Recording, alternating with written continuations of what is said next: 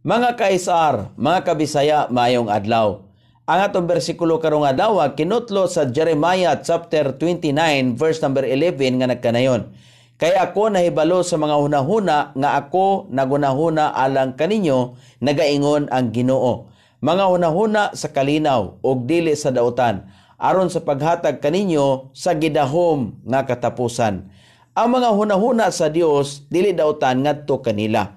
Siya nahigugma kanila. Gisaad niya kanila ang ilang kagawasan human sa 70 ka tuig. Gihatagan niya sila og butang nga paaboton. Kini nga pagkabihag mao ang paghimo kanila nga maghinulsol og mobalik sa Dios. Alang kini sa ilang kayuhan, dili sa Dios. Ang mga hunahuna sa Dios anaa kanila kanunay. Siya nahigugma kanila og gusto nga makig-uban kanila. Ang walay kinabuhi nga mga butang nga ilang gisimba walay gahom sa paghunahuna. Ang paghisgot sa mga hunahuna sa Dios nagpakita kaniya nga usa ka buhi nga espiritu. Salamat ug maayong adlaw.